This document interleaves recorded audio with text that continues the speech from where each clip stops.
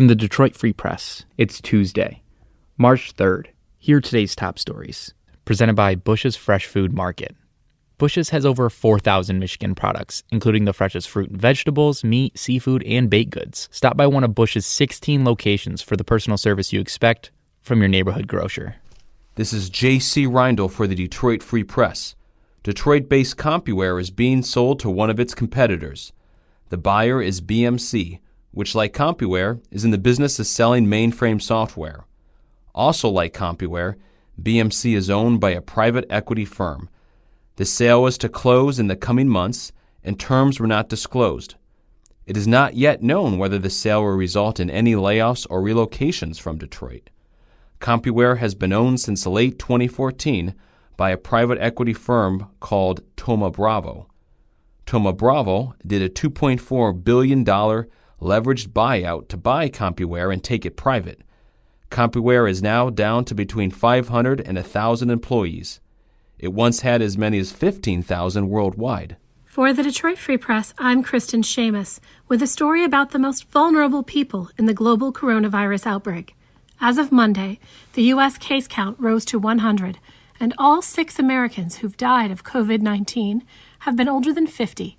Many had pre-existing health conditions like diabetes, heart disease, lung disease, or a weakened immune system. Dr. Arnold Monto, professor of epidemiology and global public health at the University of Michigan, says it's this population that is most vulnerable in an outbreak. To prevent infection, he suggests the elderly and people with underlying health conditions avoid crowded places where the virus can easily spread. They should stay away from concerts and sporting events.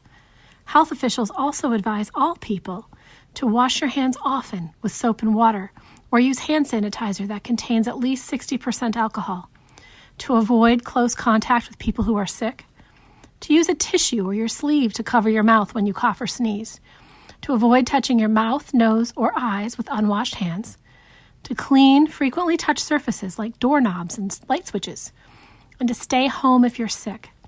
And if you have COVID-19 symptoms, which are fever, cough, or difficulty breathing, contact your healthcare provider in advance before arriving at a doctor's office or hospital. To learn more about COVID-19, go to freep.com. I'm Paul Egan reporting for the Detroit Free Press. U.S. intelligence agencies say Russia interfered in the 2016 presidential elections. Experts say they are trying again in 2020, but efforts so far have been at a lower level and can be harder to detect. Ben Nemo is an internet sleuth based in Scotland who helped Facebook identify Russian accounts after the 2016 election. He says the hyper-polarized political climate in the U.S. makes it more susceptible to manipulation. Foreign interference plays on fear and anger, he said. If a post on Facebook draws one of those emotions out of you, take a step back, he said, and ask why someone wants to make you feel that way. This is Free Press editorial page editor Brian Dickerson. With a week to go before Michigan's Democratic primary, I feel like I'm waiting in a very long line at an ice cream stand.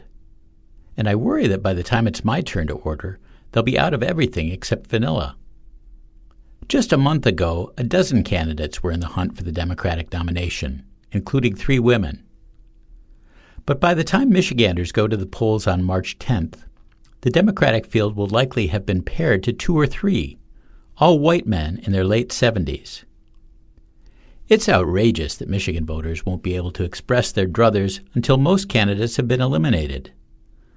But the real loser here is the Democratic Party, which has blown the chance to see how a variety of candidates stack up in a state that looks way more like America than any of the 18 states that vote before we do.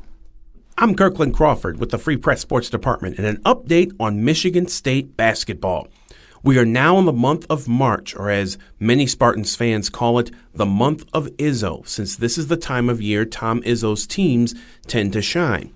The Spartans have won the last 2 Big Ten regular season titles, and entering the final week of this season, MSU has a chance to make it a three-peat. They must first win their final 2 games, including tonight at Penn State, and they need Maryland to lose one of its final 2. Now, as only Tom Izzo does, he's not 100% happy with how his team has played recently, but as he described on Monday, he's feeling a lot more confident about how things are going. We have different guys making progress, and I believe in Cassius. I still think, it's the first time he said to me, those turnovers were ridiculous. And of course, in a very polite way, I totally agreed with him. But if he sees it and knows it, I ain't worried about him. And Xavier, he's been playing great. The guy we needed to step up into the more of the Butler, Batman, or Robin mold was Aaron, and he's been a lot more consistent in the last 5-6 games. He's consistent defensively. He's getting to the boards more. He's scoring a little bit more. Oh, and how's this for a twist of fate? If MSU does win out, the team that may need to beat Maryland on Sunday to help MSU claim a share of the Big Ten title, well, that would be Michigan. Do you like what you're hearing in our news briefing? Let us know, whether it's a question, comment, or something you just want to hear. You can share your opinion by emailing us at voice@freep.com. That's voice@freep.com. See you tomorrow.